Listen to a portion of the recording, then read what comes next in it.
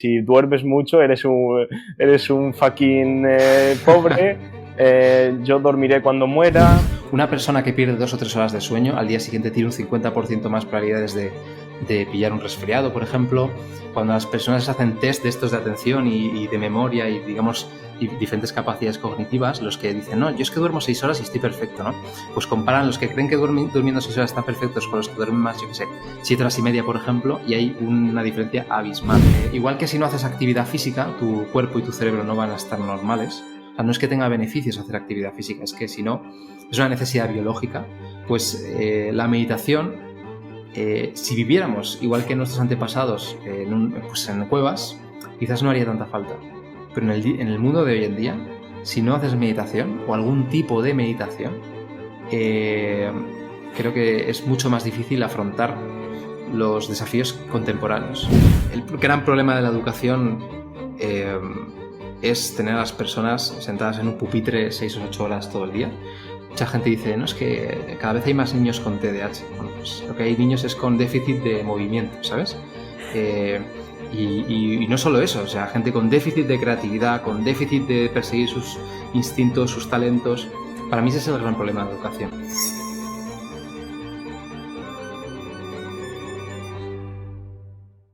Bienvenidos a Entiende tu cuerpo, a un episodio más. Lo primero, antes de empezar, quería daros las gracias. Ya somos miles de personas las que estamos aquí, las que se abonan a los distintos medios, Spotify, Apple Podcast. Y nada, para mí es un orgullo traer a gente como Pablo, gente que sigo desde hace tiempo, y lo hago gracias a vosotros. Así que bueno, nada, muchísimas gracias. Hoy vamos a hablar de muchos temas, tengas la edad que tengas, hayas estudiado lo que hayas estudiado o trabajado donde trabajes. Creo que son temas que te van a interesar, porque al final vamos a hablar de cositas que son pilares fundamentales para vivir bien, para cuidarse y para vivir durante muchos años y con buena calidad de vida. Si quieres, sin más preámbulo, preséntate, Pablo. Dinos quién es Pablo Castañeda, tanto en lo laboral como en esa parte más personal. Pues Antonio, muchísimas gracias. Que me des este espacio, que estemos aquí hablando, conversando. Espero que aprendamos juntos y que también la gente que lo esté escuchando, pues este ratito que hablemos, que dure lo que dure, se lleven algo. Yo siempre digo que los podcasts hay que escucharlos mientras das un paseo o estás en movimiento, porque es cuanto mejor fluyen un poco las ideas. Y nada, espero que un poco lo que pueda yo aportar a la gente, pues no soy ni fisio, no soy sanitario ni nada parecido. Pero bueno, la experiencia que pueda tener, pues a la gente espero que le pueda ayudar. Yo básicamente, para que la gente se ubique, lo dicho, no he estudiado ni un doctorado, no soy psicólogo, no soy sanitario. Si digo alguna cosa que no está bien, lo siento muchísimo. Básicamente yo vengo del mundo de tecnología. O sea, yo estudié informática, estudié matemáticas y me quería dedicar a ser ahí analizando algoritmos y haciendo cálculos súper complejos y ecuaciones y cosas así. Y cuando, bueno, fui entrando en la carrera me iba dando cuenta de que, ostras, no sabía yo si ese era mi mundo, ¿sabes? Sí que es verdad que me dediqué al final a temas de desarrollo, ¿sabes? De consultoría y trabajé en temas sanitarios, pero desde la parte de ensayos clínicos, desarrollando tecnologías, tocando cosas de inteligencia artificial. Eh, y luego, siempre en el camino, ¿no? Durante todos esos años de universidad, trabajando y demás, en realidad a mí lo que más me apasionaba era estudiar la mente humana, el comportamiento, cómo somos, las neurociencias. Y dije, a ver, ¿cuál es un poco el match perfecto, no? Las neurociencias y la tecnología, pues te salen un poco las interfaces cerebro-computador. Si a la gente le suena el proyecto este de Elon Musk, de Neuralink, que están implantando ahí un chip a monos y ahora se acaban de implantar a un ser humano también. Bueno, pues la capacidad de interactuar, de crear una interfaz, igual que tenemos una interfaz con el móvil y accedemos a Internet o con el ordenador, pues hacerlo a través de sensores que pueden medir las ondas, digamos, la parte eléctrica de la corteza cerebral y poder, bueno, pues resolver diferentes problemas o hacer diferentes cosas. Y entonces me metí también en ese mundo, ¿no? Y ahí de nuevo me di cuenta de que no era lo mío. Que de alguna manera profundizar tanto y ahí me di cuenta que profundizar tanto en cualquier cosa no era lo mío, ¿sabes? Que yo tenía un perfil mucho más generalista desde fuera. Por entonces ya había empezado a divulgar y estudiar mucho y me fui un poco pues lanzando a internet, a divulgar mis ideas, a escribir, a lanzar los productos que me ayudaban a mí personalmente y poco a poco fue creciendo digamos, el proyecto de Smart Sapiens, ¿sabes? Fue un proceso, además, que me parece muy bonito contarlo porque esto realmente fue la idea de mi psicoterapeuta. Yo pasé por una época, durante todo este proceso realmente dejé de cuidarme a mí mismo y lo acabé pasando muy mal a nivel de salud mental. Y, y una idea que tenía mi psicoterapeuta era, ¿por qué no lo mismo que lees tú y admiras a otras personas que divulgan y demás, lo haces tú también, ¿no? Y lo haces un poco por tu propio proceso de terapia. Entonces, para mí realmente todo lo que hago hoy en día nació así. O sea, nació desde, oye, yo quiero crear un proyecto que cuando yo esté en mi lecho de muerte me siento orgulloso de él, que sea mi propio proceso de aprendizaje, que cambie con los años lo que tenga que cambiar. Y entonces siempre lo he enfocado de esa manera eh, y la verdad es que me ayudó muchísimo. No solo porque cuando publicas fuera, lo que aprendes, o sea, lo aprendes y lo teorizas de otra manera, porque lo tienes que escribir, digerir, comunicar, ¿no? Y al mismo tiempo eso hace que te comuniques, lo digieras y todo internamente de otra manera, ¿no? Y la verdad que ese proceso de aprender neurociencias fue lo que me ha cambiado la vida y lo que intento hacer también con otras personas. Así que, bueno, yo vengo del mundo de la tecnología, por así decirlo, y al final he acabado pues, intentando ayudar a otras personas también a poder fortalecer su mente, ¿no? Yo siempre digo esto que decía mucho Rafael Nadal, cuando va al hormiguero, podéis buscarlo en YouTube, decía que la salud mental también se entrena, ¿no? Lo tenemos muy asociado a la ansiedad, los trastornos, la depresión y estas cosas. Y es como si hablando de salud solo hablásemos de diabetes, cáncer y cosas así, ¿no? También se habla de rendimiento, también se habla de baile, también se habla de muchas cosas, ¿no? Y a nivel de salud mental, pues yo digo que se puede conseguir esa fortaleza mental a través de un entrenamiento específico, ¿no? Y es un poco lo que intento ayudar yo ahora a la gente. No sé si es un poco mi historia muy resumida, pero es un poco lo que he ido haciendo en los últimos 6-7 años. Bueno, una historia bastante interesante, una historia de cambios. Espero que para bien. Y quiero que nos cuente un poquito por cómo fue tu vía de acceso a la neurociencia, cómo entraste a este mundito. Eh, Mira, realmente esto fue un profesor de, supongo que se dice así, ¿no? Lengua castellana y literatura en bachillerato. Nos iba recomendando libros para luego hacer debates, ¿no? O crear argumentaciones. Y nos recomendó, me acuerdo, un libro de sociología de Antonio Rojas, creo que se llama, o algo así, bueno, no me acuerdo ahora. Era algo así como El hombre en sociedad, en la ciudad o algo así. Y empecé ahí a leer bastante más. Yo no era muy de leer. Leía mucho biografías de grandes científicos y de personajes históricos, pero no leía nada más que eso. Y de repente empecé a leer un poco más, cosas de ensayo. Y uno de los libros que nos recomendó era uno de David Eagleman, que es uno de los divulgadores sobre neurociencia, digamos, más famosos. Tiene un libro que se llama Incógnito, que es el que nos recomendó, y tiene varios libros más, súper recomendables, honestamente. Y ese libro, me acuerdo que se llama Incógnito, las vidas secretas de tu cerebro. Todas las cosas que a nivel inconsciente van procesándose, que no nos damos cuenta, que marcan por completo cómo vivimos. Y cuando empiezas a entender muchas más de esas vidas secretas, empiezas a juzgarte menos a ti y a otros. Entonces, un poco empezó todo ahí. Un poco esa curiosidad empezó ahí y de ahí buscando cada vez más libros, contenidos, etcétera, vi lo que era la neurociencia de verdad. O sea, se habla desde la ciencia de verdad, no desde... Porque hay muchos prefijos neuro detrás de cualquier palabra que no dicen nada desde mi punto de vista. Eh, y la neurociencia es una ciencia, realmente, y con su método científico y todo, ¿no? Entonces, empecé leyendo libros, siguiendo algunos podcasts y blogs, y todo me llevó a estudiar al final un máster en ICNS, en el Instituto de Ciencias de la Nutrición y la Salud. Es un instituto privado que se lo recomiendo, honestamente, a cualquier perfil sanitario y de nutrición. Es donde más he aprendido y he estudiado yo en toda mi vida. Y ahí, bueno, Alfonso Bordallo hacía un máster que se llama Neurociencia Terapéutica y también Psicología de la Conducta. Y claro, ahí abordaba la neurociencia no como haría cualquier máster en una universidad normal, sino que hablaba de drogas, hablaba del aprendizaje, de la neurobiología, la psicobiología, de un montón de cosas, ¿no? Más desde las bases, pero luego tocaba las drogas, tocaba el sexo, tocaba la delincuencia, tocaba el pensamiento humano, cómo ha ido evolucionando, tocaba tantos temas que realmente acaban haciendo que aprendas mucho más de neurociencias, ¿no? Decía Antonio Escotado que por la división del trabajo, por ejemplo, uno acaba siendo psicólogo, otro acaba siendo, por ejemplo, fisioterapeuta, otro acaba siendo sociólogo, pero ¿qué diferencia un psicólogo de un sociólogo? Si deberían ser realmente los dos. El sociólogo debería ser psicólogo y el psicólogo debería ser sociólogo. Simplemente hacemos una división del trabajo porque tenemos roles orientados a ciertos, digamos, a aportar ciertos servicios o productos, pero la realidad es que detrás de todo eso necesitamos saber muchas más cosas, ¿no? Y aprendiendo neurociencias me di cuenta de eso y encajó justo con mi perfil más generalista, ¿no? De poder entender las cosas más desde fuera, no tan desde dentro. Siempre me han dicho, oye, ¿por qué no estudias un doctorado? Y digo, tío, me parece genial quien lo quiera estudiar. A mí me parece una pérdida de tiempo en mi caso, me parece lo peor, lo voy a pasar mal y es que me aburro. O sea, en cuanto ya he profundizado mucho en algo, me aburro. O sea, quiero seguir con otra cosa. Eh, entonces, básicamente, ese máster me dio una visión muy, muy completa y a partir de ahí lo que he hecho es todo tipo de cursos, certificaciones que siempre he sentido que me van a aportar realmente. A partir de ahí formar y estudiar y estudios científicos y todo eso. Pero sí que lo que me dio realmente las bases para poder hablar de estos temas fue ese máster. A Alfonso, que es un tío que no está en internet en ningún sitio, se lo agradezco infinito, es de las personas que más me ha inspirado en mi vida. Él era fisioterapeuta y además hizo un montón de máster sobre criminología y muchas más cosas. Y nos contaba cómo la fisioterapia precisamente llega a un punto que se queda muy coja si tú no estudias el cerebro.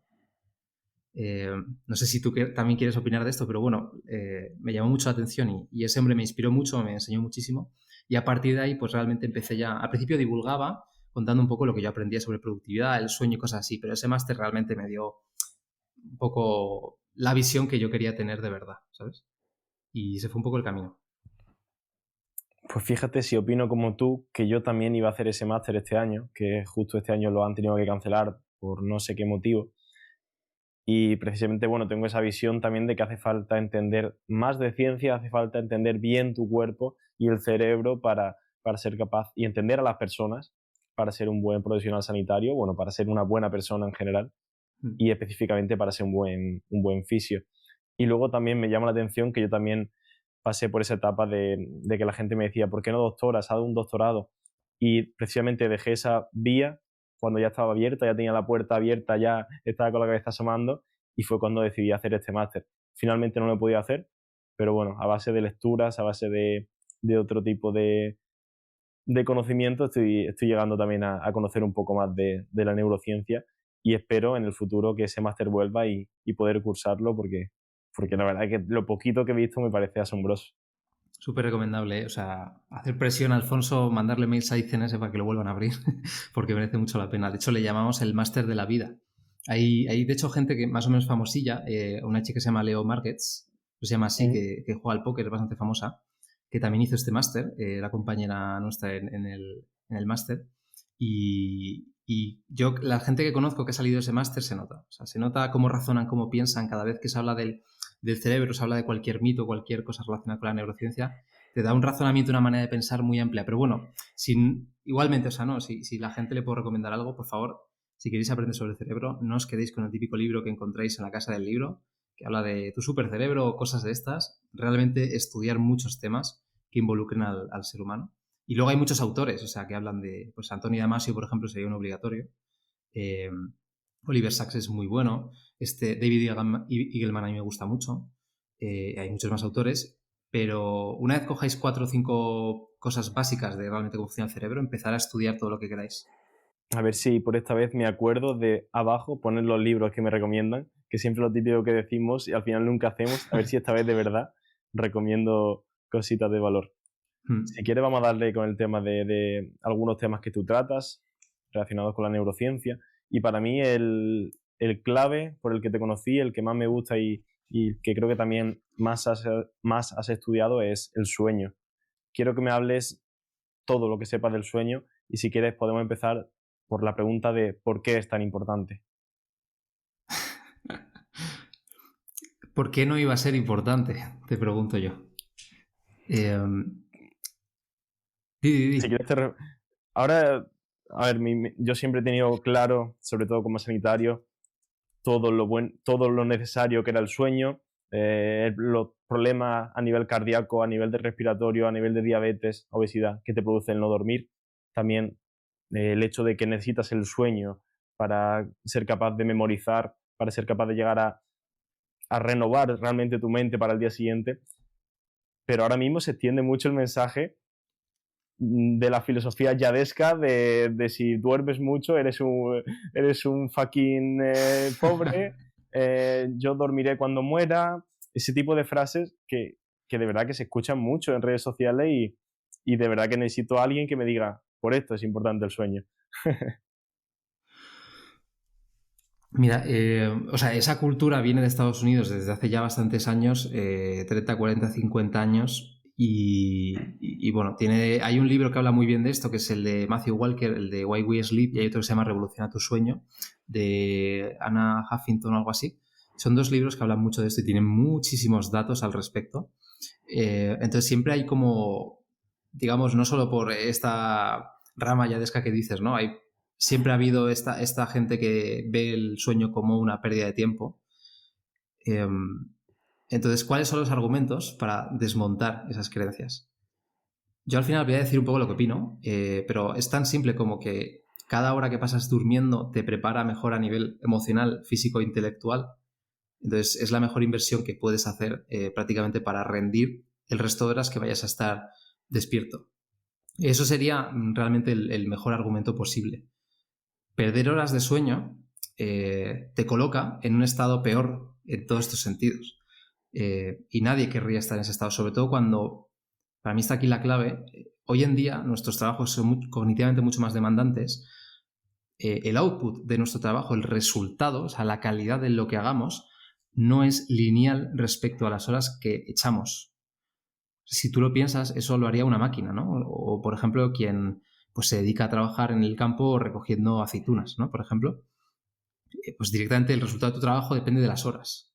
Vale, pero la mayoría de trabajos de hoy en día es no lineal el resultado del output. Por lo tanto, cuanto mejor sea cada hora que invirtamos en nuestro trabajo, más productiva, de más calidad, etcétera, mucho mejor vamos a hacerlo y eso depende directamente del descanso. ¿Por qué? Somos literalmente atletas, pero en este caso mentales. ¿Y qué hacen los atletas? Pues compiten, ¿no? Tienen competiciones, tienen fechas concretas de partidos de fútbol, baloncesto, mundiales, Eurocopas y hacen, pues digamos, progresiones o planificaciones en base a todo ello. Luego además tienen sus propios entrenamientos, digamos que se preparan para estar al máximo rendimiento posible para las competiciones y enseñan la estrategia y todo ese tipo de cosas, los automatismos, pero es que luego además, si tú lo piensas, ¿no? Siempre se dice, oye, los futbolistas, joder, macho, se levantan a las 10 de la mañana, entrenan 3 horas y se van a su casa, ¿no? ¿Por qué? Pues porque realmente la gran parte del tiempo es descansar y luego ahora hacen a nivel científico millones de protocolos para a nivel físico y mental y emocional estar mucho mejor, ¿no? Pero básicamente es descansar. Pues yo creo que tendemos a eso, no solo porque a nivel productivo, cada vez más a nivel de automatizaciones, robots, inteligencia artificial, vamos a acabar trabajando mucho menos y nos va a permitir descansar mucho más. ¿Qué pasa? Que quien no entiende esto piensa que la calidad de su trabajo depende directamente del número de horas que echa. Eso, durante una semana, pues puede ser posible, ¿no? Pues, digamos, poner a tu cuerpo en un límite, pero eso, mantener el tiempo, no tiene ni pies ni cabeza. De hecho, hay un montón de datos sobre esto. Estos libros que os digo son súper recomendables. Una persona que pierde 2 o 3 horas de sueño al día siguiente tiene un 50% más probabilidades de pillar un resfriado, por ejemplo. Cuando las personas hacen test de estos de atención y de memoria y, digamos, diferentes capacidades cognitivas, los que dicen, no, yo es que duermo 6 horas y estoy perfecto, ¿no? Pues comparan los que creen que durmiendo 6 horas están perfectos con los que duermen más, yo qué sé, 7 horas y media, por ejemplo, y hay una diferencia abismal. Entonces, la calidad de tu trabajo y de tu vida en general depende directamente de cuánto tiempo dedicas no solo a dormir, sino a descansar en general, ¿vale? O sea, todo el tiempo autocuidado, con nuestros amigos, con nuestra familia, pasándonoslo bien, cultivando la creatividad, el tiempo libre, eso también cuenta como descanso, porque no solo está el descanso fisiológico, también a nivel emocional, a nivel mental, del ruido de la ciudad, por ejemplo, todo ese tipo de cosas también es descansar. Y yo creo que somos atletas mentales y cuanto mejor entendamos esto, mejor haremos nuestros entrenamientos, más importancia le daremos al descanso para los periodos de competición, que para cada uno puede ser, pues, enviar la última parte de un cliente o una presentación a una reunión con otra empresa, lo que sea, ¿no? Pues que rindamos lo mejor posible y eso depende en gran parte del descanso. Me parece un buen argumento.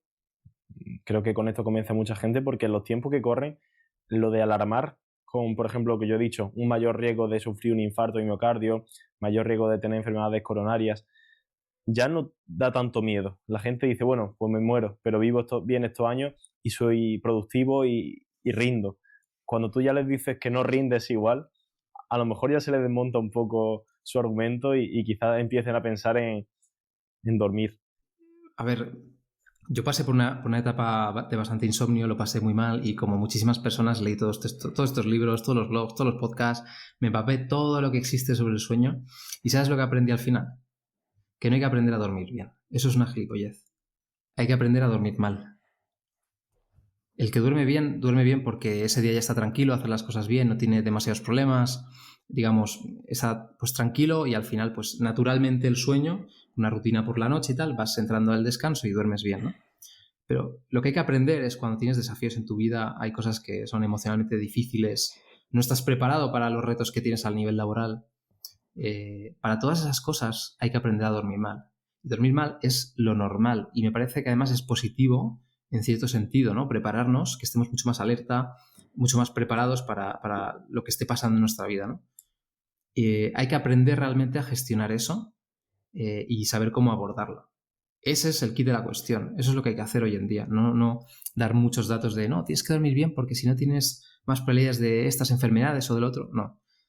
Dormirás bien cuando no estés preocupado y todas las cosas vayan bien. Ahora, aprende a dormir mal.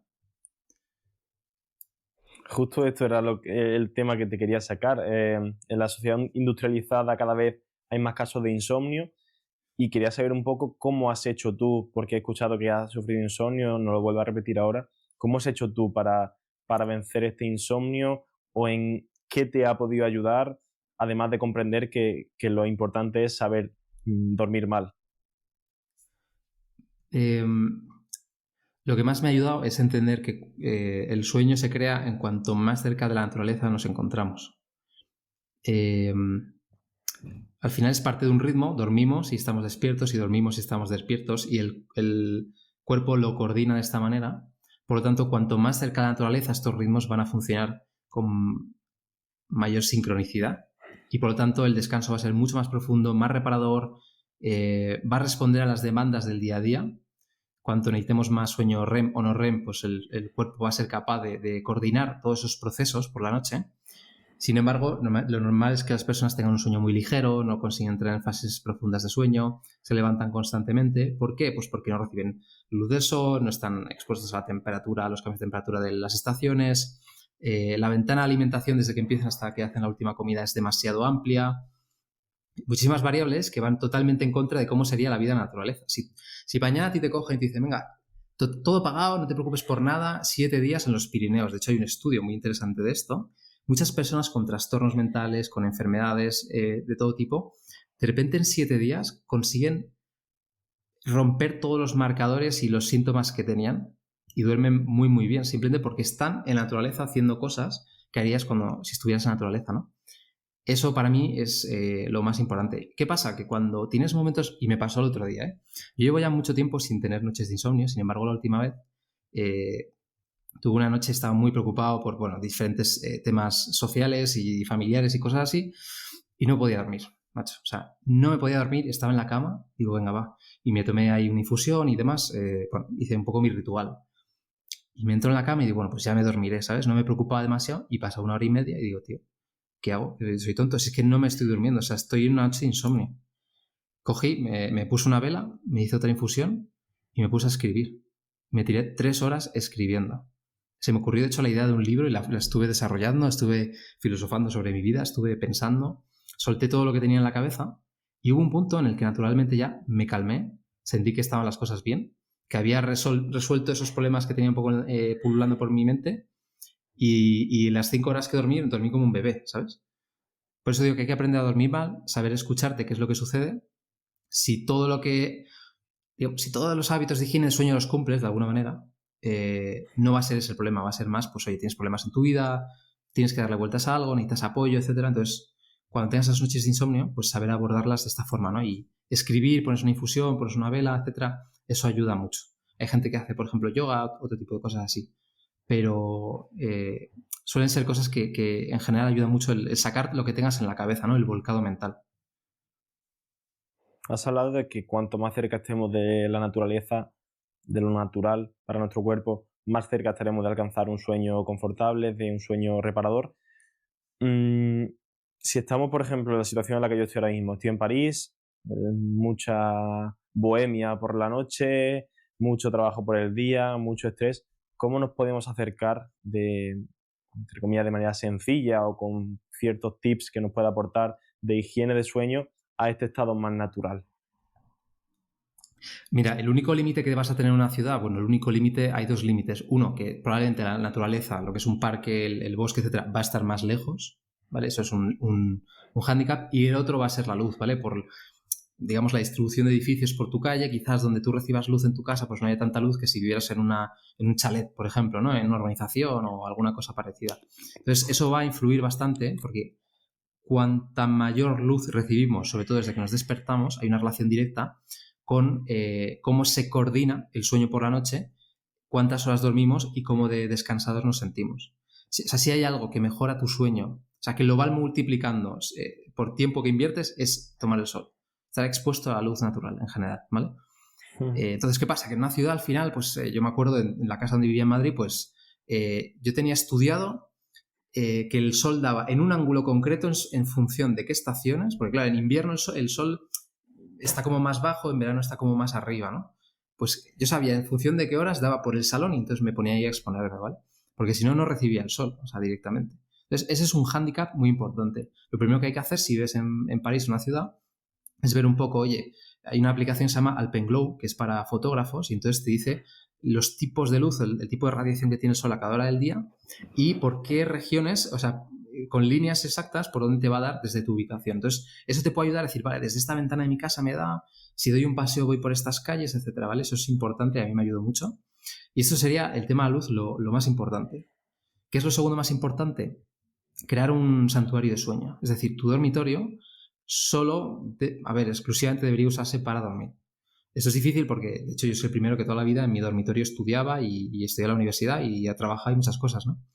Pero dentro de lo posible, que solo sea para dormir, que sea un lugar fresco, que esté ventilado, es muy importante. La ventilación afecta mucho. Al final estamos respirando durante la noche y eso afecta al descanso. Que esté ventilado, que esté fresco, que sea cómodo, que sea tanto el pijama que usas como las sábanas sean transpirables, que huela bien, o sea, que no sea un sitio que sea una pocilga, ¿sabes? Crear un santuario de sueño en todos estos sentidos y que haya máxima oscuridad por la noche. Y luego, además, eso lo acompañas de un ritual antes de dormir. Todos hacemos rituales, pero no nos damos cuenta, ¿no? Por ejemplo, yo siempre digo que todo el mundo tiene un ritual matutino, aunque hay algunos que se ríen un poco de esto, pero hay gente que se levanta, se va al baño, se hace un café, se viste y sale corriendo al coche, ¿sabes? Eso es tu ritual por las mañanas, para muchas personas. Pues por las noches también tenemos un ritual. Para mucha gente es pues estar con el móvil hasta que se te cae en la cara y dices, hostia, ya estoy muy dormido, venga, voy a dormir, ¿sabes? Para otros es ver un Netflix o ver una película con tu pareja hasta que ya se te cae un poco el ojo y dices, venga, a la cama. Entonces hay rituales que puedes ir haciendo. Yo recomiendo que sea de lo más sencillo a lo más complejo, por así decirlo, que incluya algún tipo de bebida o algo relajante, una infusión caliente, algo así, funciona muy bien. Que tenga algún tipo de actividad también relajante, algunos tipos de meditación, por ejemplo, yoga o hacer ciertos estiramientos, eso ayuda bastante, aunque sean simplemente un minuto antes de meterte en la cama, porque destensar también los músculos quita mucha tensión, o darse un masaje, ¿no? con tu pareja o como sea, eso también ayuda bastante. Y luego, hacer algo que a nivel mental no te haga estar pensando, preocupándote. Entonces, si juntas algunos suplementos que son buenos o infusiones, por ejemplo, el apagar luces, ir apagando luces, ponerte alguna luz roja, esta típica lámpara de estas de sal o bombillas especiales, con alguna actividad así relajante tipo meditación, yoga, etcétera. Y luego, pues puedes hacer algún tipo de lectura que te haga que te evadas totalmente, o te puedes poner a escribir, ¿sabes? Llega un punto en el que te entra el sueño total y ya te metes en la cama. O puedes leer directamente en la cama, ¿no? Eso para mí es un ritual de sueño, debería incluir esto. Yo tardo aproximadamente como 1 hora o media hora, depende del día, en mi ritual. Y de hecho es parte del sueño. O sea, cuando nos vamos a dormir, nuestro cerebro, digamos que tiene diferentes frecuencias, las neuronas disparan a diferentes frecuencias, ¿no? Tiene diferentes ondas. Cuando, por ejemplo, estamos haciendo este podcast o estás trabajando haciendo un informe, digamos que estás muy focalizado. Cuando estás hablando con una persona, digamos, estás en modo beta o modo alfa, es decir, estás muy concentrado. Cuando vas a dormir, esa actividad de las neuronas va bajando, cada vez es más lenta. ¿Qué sucede si estás haciendo una meditación que requiere mucha concentración? Que de repente esa actividad se vuelve muy rápida, ¿no? ¿O qué sucede si estás viendo TikTok, ¿no? No solo por la luz azul y por el contenido, etcétera, que es pues que de repente tu actividad neuronal se activa demasiado. Entonces está como parte de tu cerebro intentando ir lento y de repente otra parte de tu cerebro como de fiesta, ¿sabes? Entonces es muy importante también que entender que poco a poco se va apagando esa actividad. Que de alguna manera a nivel fisiológico nuestro cuerpo se va sedando a sí mismo, por así decirlo, pero a nivel también mental, por así decirlo, vas quedándote como una especie de inconsciencia, ¿sabes? Pierdes un poco la consciencia y ya te quedas dormido. Dormir es eso, por eso es importante ir relajándose con ciertas actividades, suplementos o infusiones, desde el punto de vista mental también, con la meditación o con algún libro, cosas así. O sea, preparar tanto el cuerpo un poco como la mente, que son distinguibles pero no son separables.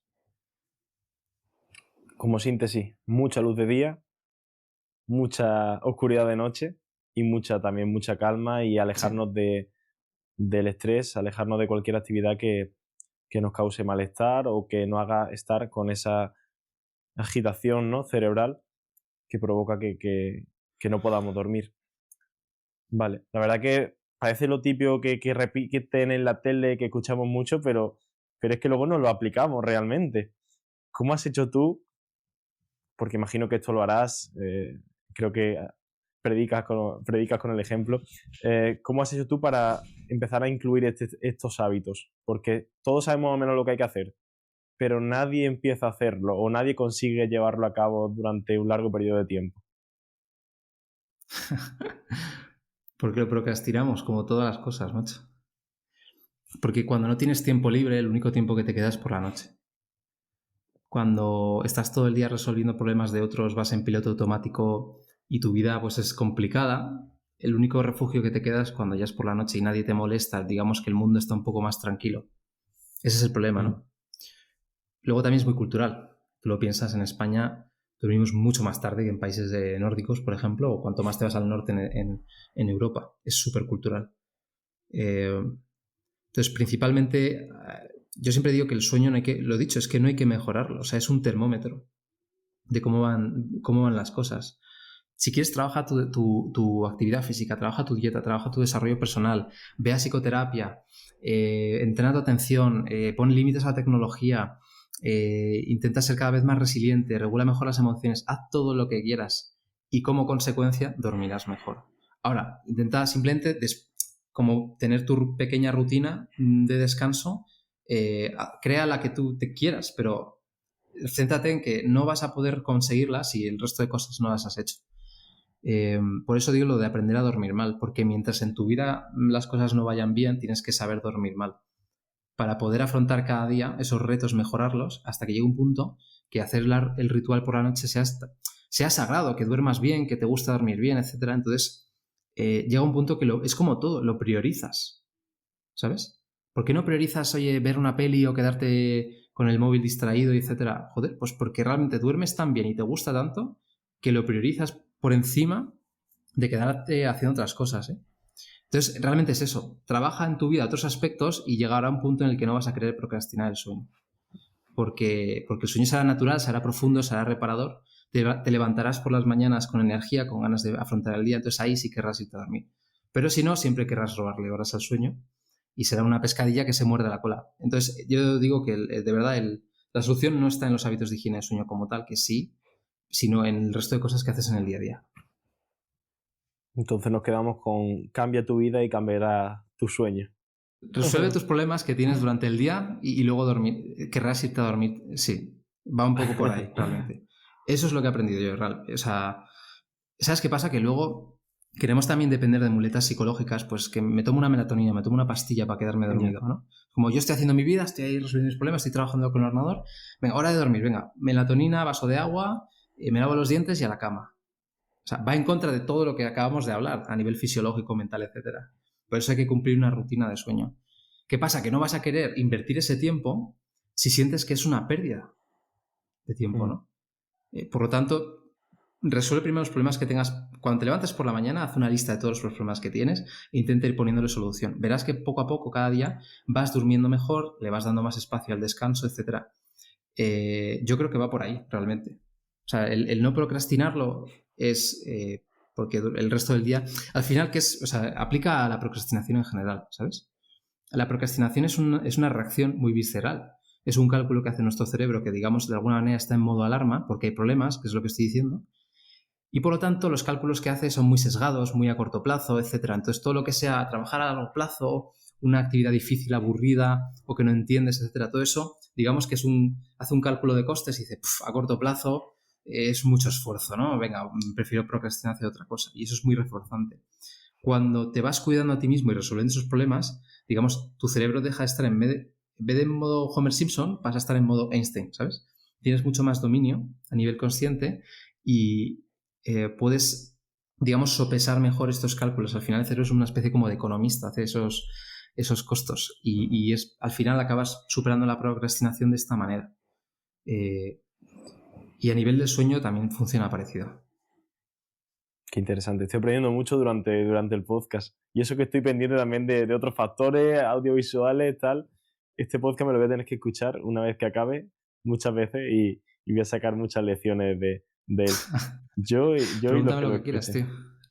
Estoy seguro. Pues mira, podríamos ir con el tema del sueño, pero quiero hacerlo un poco más dinámico. Si quieres cambiamos hacia otro tema de los que tú también considero que manejas, incluso tiene historias interesantes o para mí incluso divertidas, que es la meditación. Yo es una práctica que desconozco, la verdad, he hecho muy poquitas veces, sé poquito de ella, pero sé que tú sí que has experimentado bastante con ella y quiero que me cuentes cuáles son un poco sus pilares y por qué a ti te funciona o por qué crees que es interesante. Mira, te voy a decir con total honestidad por qué empecé a meditar. A ver, como muchas personas que estén escuchando esto, me he bajado muchas veces aplicaciones para meditar un poco y tal. Bueno, a veces, pues yo qué sé, estás en un taller y haces una meditación. Digamos que no era algo nuevo, ya había hecho algunas ocasiones. E incluso la había intentado tener como hábito, ¿no? Venga, hago check cada día, intento meditar y al final lo acabas dejando porque llega un día en el que, tengo algo más urgente, ¿sabes? Que precisamente esos son los días que más importa la meditación. Pero de repente hubo un momento un poco de lucidez en el que pensé, a ver, ¿qué hábitos tienen las personas que más admiro yo? Entonces veía, joder, esta gente lee mucho, yo ya estoy leyendo, esta gente presta mucha atención al descanso, esta gente medita, tío. Y digo, no es casualidad, vale, ya lo intenta más veces, ¿por qué meditan? Entonces ahí realmente empecé a investigar, igual que yo siempre intento al final divulgar de lo que aprendo y de las experiencias que tengo, por eso he escrito de la productividad, he escrito del sueño, etc. Y llegué a la meditación un poco por eso, diciendo, a ver, ¿qué hacen las personas que más admiro? Y acabé encontrándome, y de hecho fui a un retiro Vipassana, donde profundicé mucho más sobre este tema a nivel experiencia. Vipassana, ¿por qué lo digo? Pues porque al final es un retiro de 10 días, meditas como 8 horas diarias, son como al final 100 horas de meditación. Para que una persona haga 100 horas de meditación, hace el cálculo cuánto tiempo debería meditar todos los días de un año de manera seguida. Pues eso lo haces en Vipassana. Creo que deberían ser como de los 365 días del año, 20 minutos de meditación o así para cumplir el tiempo de meditación que haces en 10 días en Vipassana. Bueno, hace el cálculo que creo que es una cosa parecida. Entonces llegué por eso, porque me inspiró mucho, fui al retiro de meditación y empecé a estudiar mucho la meditación. ¿Por qué? Porque es el entrenamiento atencional más antiguo que existe. Hay una frase que dice esto de a problemas antiguos, soluciones antiguas. ¿No? Si tú quieres aprender sobre el amor, sobre la frustración, sobre los celos, etc., hay muchísimos autores, filósofos, etc., que ya han hablado de esto, ¿sabes? No necesitas lo último que se ha investigado. Puedes realmente irte a leer a los autores más antiguos. Y de la meditación es una técnica milenaria que lleva haciendo el ser humano y que hay muchas maneras de hacerlo. A veces pienso, por ejemplo, rezar, ¿no? Yo pues he crecido en una familia cristiana, católica, etcétera, y cuando estabas en misa, pues te ponías a rezar. Macho, rezar es en parte una meditación. Entonces, la meditación está en muchísimas culturas, en muchísimos tipos de prácticas. Una visualización, por ejemplo, que haga un deportista antes de enfrentar los Juegos Olímpicos es en gran medida una meditación. Hay muchas maneras, ¿no? Y entonces llegué ahí viendo ya más datos científicos, investigando, porque era una manera de entrenar diferentes variables psicológicas súper interesantes. La capacidad atencional de una persona, es decir, de prestar atención sostenida, de estar en una conversación prestando atención, sin distraerte, ¿no? La capacidad de dar cuenta que te has distraído, que no es la misma habilidad. o la capacidad de, sabiendo que te has distraído, volver la atención amablemente al presente con intención. Son habilidades atencionales muy diferentes, ¿no? Pero que se pueden trabajar con diferentes tipos de meditación. Luego hay meditaciones que se llaman de monitorización abierta, que lo que trabajas es más a conciencia interoceptiva, pues por ejemplo las sensaciones de la digestión, las emociones, cómo somatizas el estrés, pues cualquier cosa, ¿no? Más de piel para adentro, por así decirlo. O la conciencia exteroceptiva, es decir, pues de repente pasa un coche pitando y cómo despiertas el estrés en ti, ¿no? O estás en un partido de fútbol, pues cómo percibes el entorno ahí gritando cuando gritan gol. Eso, bueno, estoy exagerando un poco poniendo ejemplos, eso lo trabajas con otras meditaciones. Y luego también están las meditaciones que en inglés se llaman loving kindness, de compasión. Son súper interesantes para mejorar ese diálogo interno y ese diálogo con otras personas. Entonces llegué a la meditación por eso, porque vi que era un entrenamiento de la atención y pensé, ¿qué mejor hay que esto en el mundo en el que vivimos, ¿no? Lo mismo que quieres salir a hacer 10.000 pasos o vas a entrenar porque te sienta bien, estás más fuerte, tienes más músculo, todo este tipo de cosas que muchas personas ya saben, ¿por qué a nivel mental no meditamos? Entonces, hay muchas actividades que son parecidas a una meditación, ¿no? Cuando tú estás en modo flow escribiendo un artículo o haciendo un informe o haciendo una presentación, digamos, también estás reforzando esos mecanismos atencionales. Pero, ¿y si hay una práctica que puedas aislar, que mejore todas estas variables? Pues esas son las prácticas meditativas. Tanto formales, es decir, oye, te voy guiando una meditación de 10 minutos, te digo qué vas a hacer en cada momento, como informales, es decir, sin ningún tiempo marcado, en cualquier momento del día, pues, por ejemplo, sales al parque, dices, venga, estos 20 pasos primeros voy a hacerlos con total consciencia, ¿no? Es una meditación informal. Pues estos dos tipos de meditación, que incluyan a nivel de foco atencional, monitorización, compasión, etcétera, están entrenando diferentes redes cerebrales que al final van a hacer que vivas con mucha más conciencia, intencionalidad, capacidad de ser flexible a nivel psicológico, de poder ponerte en acción con un propósito, con compromiso, poder digerir las emociones, el estrés, entenderlo. Para mí la meditación, de verdad, empecé como, las personas que más lo hacen me inspiran mucho y al final me quedé un poco por la parte científica, es decir, siempre había sido un ir y venir, ¿sabes? Medito y lo dejo, medito y lo dejo. Cuando entendí la ciencia detrás de ello y que se puede, digamos, hacer en protocolos concretos, igual que a una persona le encargan, venga, tú haces estos mesociclos de estos ejercicios con estas cargas, repeticiones, descansos, se puede hacer una cosa muy parecida, es decir, meditar es una especie como de gimnasio mental, de tus emociones, de tu estrés, de tu atención, y lo vi tan claro ya practicando y el efecto que tenía, que, o sea, de la misma manera que intento pues, incluir ejercicio físico, actividad física, etcétera, digamos que para mí los 10.000 pasos desde el punto de vista mental son mis meditaciones informales en el día a día, escribir, por ejemplo, tomarme el café al sol siendo consciente, etcétera, esos momentos. Y luego lo que son las prácticas total, los entrenamientos, igual que bajo a mi gimnasio que tengo abajo en casa a entrenar, también hago ciertos minutos de prácticas de meditación. Curioso y me llama la atención porque mucha gente piensa que la meditación es algo como para evadirse y realmente lo que nos estás contando es todo lo contrario, como que es una forma de focalizar tu atención en las pequeñas actividades del día a día y también en grandes actividades y en grandes momentos. Creo que no lo terminamos de ver así y sería interesante que todos lo probáramos alguna vez, si no nos gusta dejarlo, pero por lo menos intentarlo. Tengo casos y casos de clientes y personas con las que he trabajado quiero decir, el mindfulness antes, cuando no había tantos datos científicos o, digamos, no se había divulgado tanto como es ahora, muchas personas lo veían como una pseudociencia. De hecho, hay muchas personas que intentaban iniciar investigaciones y se las tumbaban porque pensaban que era una pseudociencia. Y bueno, luego al final, pues, es decir, la verdad tarde o temprano acaba revelándose y al final ya se han hecho muchos estudios y ya no se ve así, ¿no? Lo que pasa es que hay cierta resistencia por algunas personas y luego otros piensan que bueno, que es una cosa que no hace falta hacer, ¿no? Igual que si no haces actividad física, tu cuerpo y tu cerebro no van a estar normales. O sea, no es que tenga beneficios hacer actividad física, es que si no, es una necesidad biológica. Pues la meditación, si viviéramos igual que nuestros antepasados pues en cuevas, quizás no haría tanta falta. Pero en el mundo de hoy en día, si no haces meditación o algún tipo de meditación, creo que es mucho más difícil afrontar los desafíos contemporáneos. Y tengo, pues, yo sé, gente que un chico, por ejemplo, que trabajaba tenía un puesto importante en una empresa, que iba a ser padre, ¿no? Y dices que no tengo tiempo para nada, voy a ser padre dentro de poco, estoy pasándolo muy mal y demás. Y bueno, haciendo ciertos trabajos con la meditación y otras cosas, al final es que me lo decía, dices que vivo con una calma, vivo con una paz, soy capaz de cerrar el día a las 2 de la tarde, irme de la oficina y tener mi tiempo, y todavía no ha nacido ni mi hijo, ¿sabes? Y casos como este tengo montones de personas que con pautas de meditación poco a poco, diariamente, porque la clave es la consistencia, van haciendo tantos cambios. De hecho, yo siempre digo, ¿no? A los 7-10 días, simplemente practicando prácticas meditativas de foco atencional, ya hay mejoras. Las personas se distraen menos y son capaces de prestar atención más tiempo, leyendo un libro, haciendo cualquier cosa. Eso ya de por sí, simplemente 7-10 días, van a hacer que tengas esos beneficios y que digas, ostras, la meditación, a ver, ¿qué más puedo hacer? Si continúas, ahí llega lo que yo llamo el valle. Cuando ya estés en la semana 3-4 vas a decir, ¿esto para qué lo hago? ¿Sabes?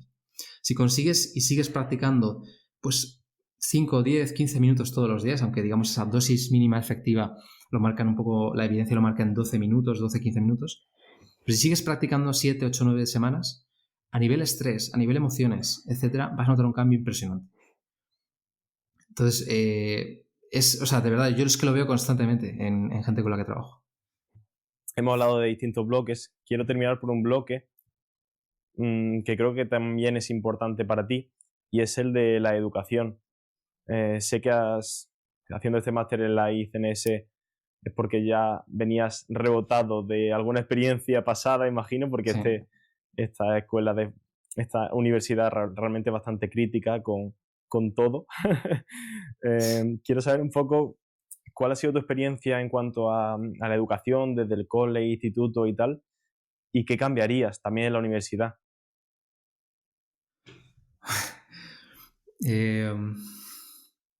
Yo sí, no, o sea, la verdad es que habrá gente que diga, Buah, a mí es que mis etapas en el colegio, en el instituto, etcétera, han sido genial. Realmente para muchas personas toda la etapa universitaria o digamos educativa, pues al final tienen sus grupos de amigos a nivel social. Es como una etapa antes de entrar a lo laboral, pues que se lo pasan muy bien y todo eso, ¿no? Para mí no ha sido así, ha sido realmente muy frustrante, ha sido de bastante sufrimiento en muchos casos. Y claro, eso ha hecho que tenga una experiencia con la educación particular que tienen bastantes personas, pero sobre todo me generó mucho interés por realmente intentar hacer algo, ¿sabes? Al principio como muy desde esa vena activista de esto hay que cambiarlo, ¿no? Hasta que poco a poco te vas dando cuenta que es muy difícil, ¿sabes? Decía Elon Musk una frase que es que me descojoné cuando la leí. Dice, es más fácil enviar humanos a Marte que cambiar el sistema educativo. Es que es literal, o sea, yo me acuerdo que fui a diferentes tipos de colegios, así con diferentes metodologías, tanto de más tipo de guarderías, como colegios de niños pequeños, colegios de institutos, pues intentando aprender diferentes metodologías educativas. Al final eso es muy difícil, o sea, habrán colegios pues mucho mejores que otros. El gran problema de la educación es tener a las personas sentadas en un pupitre 6 o 8 horas todo el día. Mucha gente dice, no, es que cada vez hay más niños con TDAH. Bueno, pues lo que hay niños es con déficit de movimiento, ¿sabes? Y no solo eso, o sea, gente con déficit de creatividad, con déficit de perseguir sus instintos, sus talentos. Para mí ese es el gran problema de la educación, que te mata por dentro en muchos sentidos, en otros también te enseña, ¿vale? Te enseña a memorizar, a estudiar, o sea, te da ciertas habilidades. A mí una cosa que me marcó totalmente fue cuando ya después de esa etapa de frustración, de ya terminar la universidad y, digamos, ya estudiar donde yo quería estudiar, ¿sabes? Decir, mira, yo ya no necesito ninguna formación reglada, voy a estudiar lo que yo quiera por pura curiosidad y por crecer.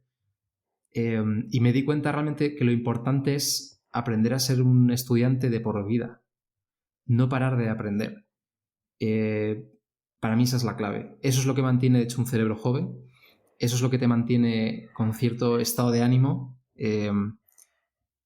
Para mí, si se puede hacer algo en el sistema educativo, es avivar esa llama del saber, de la curiosidad en las personas. Más allá de que se puedan hacer cambios legislativos y tal, ahí no me voy a meter, de hecho será súper complejo. Pero si se puede hacer algo, es avivar la curiosidad de las personas. Eso creo que sería lo más importante. Y es un poco lo que yo intentaré, si algún día tengo hijos, hacer con ellos. Ser un poco el ejemplo, ¿no? De estar leyendo, aprendiendo constantemente. De hecho, es lo que intento siempre. Para mí estudiar es, ¿cómo te digo? O sea, había una frase que se la leía, hay un libro que se llama The Almanac of Naval Ravikant, y este hombre decía, las vacaciones son un método muy caro para poder sentarse a leer un libro. ¿Sabes? Pues yo lo veo igual, o sea, a veces es muy difícil sacar ese tiempo. O sea, yo leo, por ejemplo, 10 minutos todas las noches, ¿no? Pero de decir, joder, voy a estar 3 horas leyendo no sé qué. A veces es muy difícil porque tenemos muchas responsabilidades. Pero para mí esos momentos son realmente el lujo, ¿sabes? El lujo de hoy en día es sentarse a aprender y a estudiar.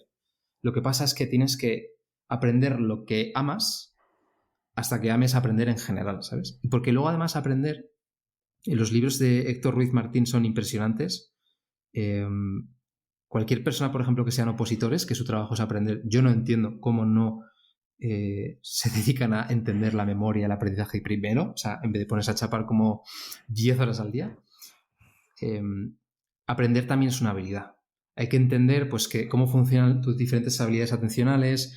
La memorización no es lo mismo captar información de nuevas y analizarla, que después construirla en tu cabeza, o la habilidad de evocarla. O sea, cuando empiezas a tener también ciertas habilidades de aprendizaje, entiendes cómo funciona tu memoria, cómo trabajarla y demás, haces que el estudio, pues por ejemplo, en vez de leer un libro de manera pasiva, venga, empiezo por la primera página y voy en orden, así. O sea, no tienes por qué leer así, no tienes por qué aprender así. Yo como leo un libro a veces, escojo el libro, empiezo a ojearlo por todas partes, a ver el autor quién es, a ver si hay algo en internet, a ver la bibliografía, dónde me lleva, o sea, como si fuera un tesoro, ¿sabes? Que acabo de encontrar en una isla desierta. Con curiosidad real empiezo a ver qué tiene, ¿sabes?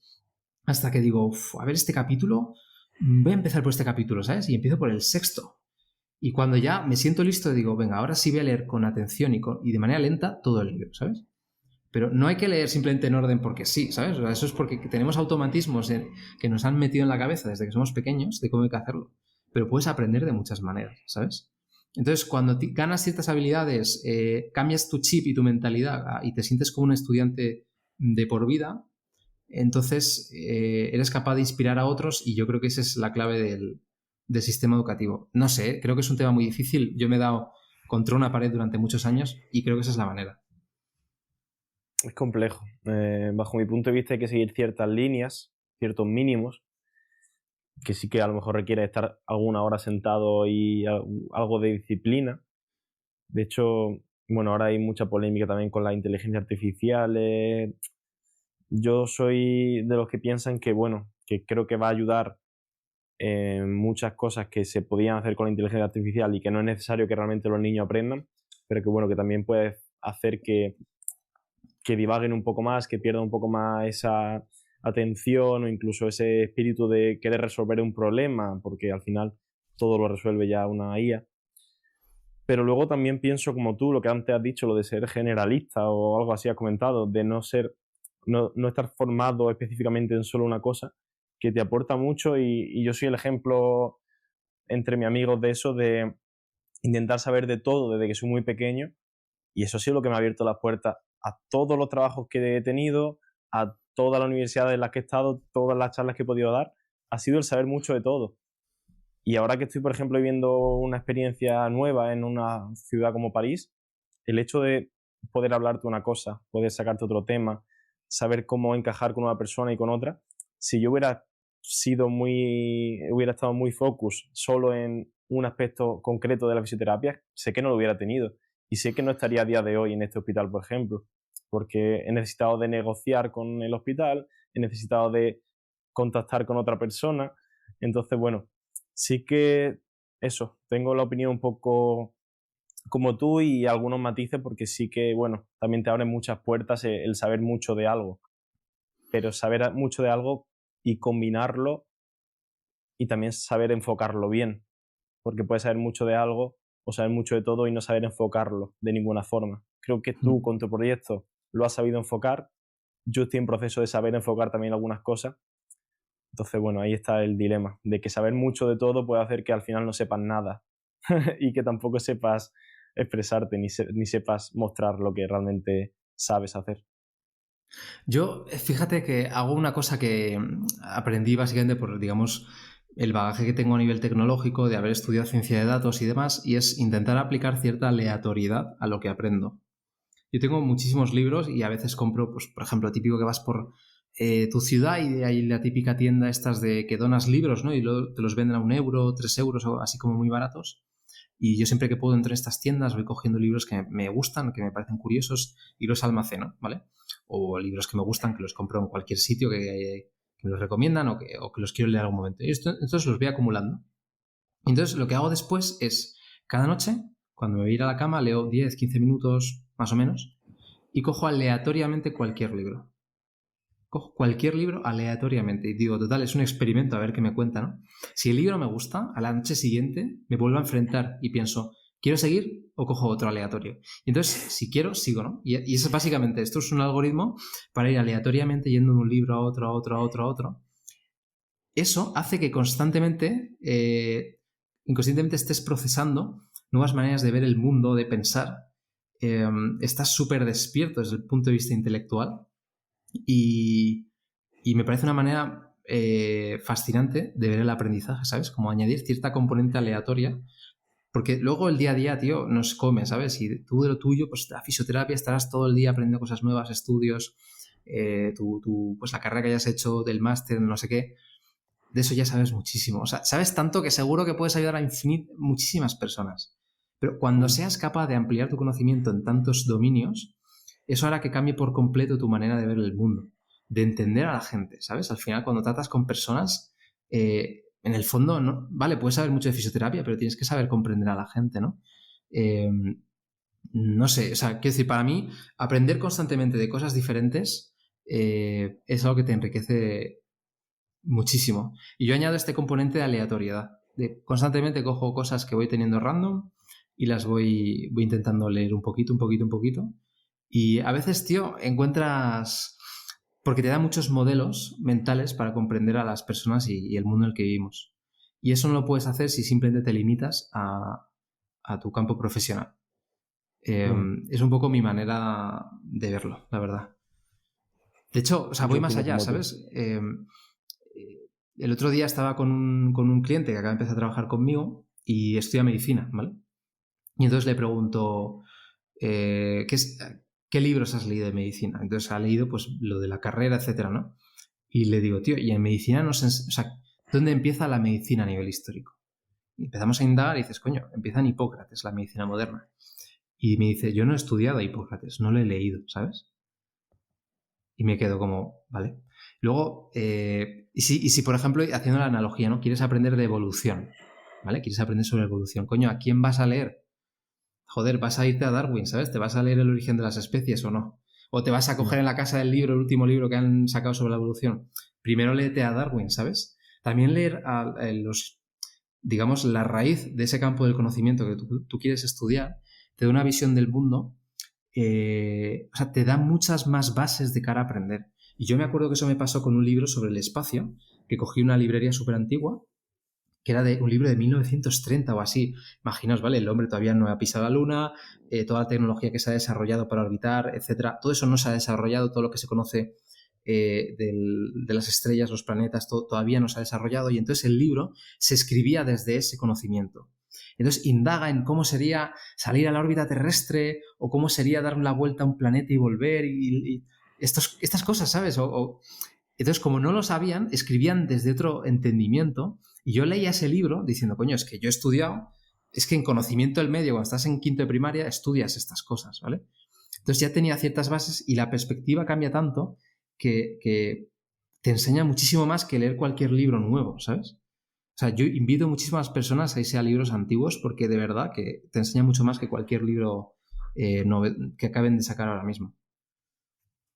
Y muchas veces también el navegar por antigua hipótesis, por el pasado, por libro antiguo, te hace también plantearte preguntas futuras, porque piensas que no, pero todavía hay cosas en muchos campos que todavía están por idearse, y a mí me ha pasado mucho leyendo cosas antiguas de decir, ¿y se habrá pensado sobre esto? ¿O se habrá hablado sobre esto?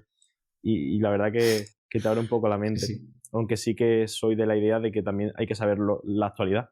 Es decir, hay que estar en lo que hay ahora para que porque ya sé que hay gente que ha estudiado esto previamente y te hablo, por ejemplo, del mundo de la medicina. Remontarte a lo antiguo a lo mejor hace que acabe en pseudociencias o que acabes aplicando técnicas que no deberías estar usando. Entonces, bueno, como algo interesante, volver al pasado está bien, pero también afincarse un poco en el presente para no hacer barbaridades. Y eso hablo desde la ciencia, desde lo sanitario, no desde otras ramas más abiertas. Pues Pablo, un placer todo lo que hemos hablado. Creo que lo vamos a dejar por aquí, una horita y poco. Estoy muy contento de que hayas podido compartir tanto conocimiento y tantas curiosidades, porque al final, cuanto menos el podcast va a ser curioso. Quiero darte la oportunidad de mandar un último mensaje, lo que tú quieras, una frase, una canción, lo que te salga del corazón.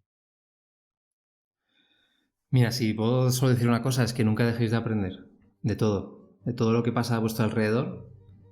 Cualquier historia, desde que vais a la frutería y le preguntéis a la frutera, intentad trabajar la curiosidad, esa atención inquisitiva en las cosas, no solo en un libro, sino en cualquier cosa que pasa alrededor vuestro. Eso es lo que más va a cuidar vuestra salud mental.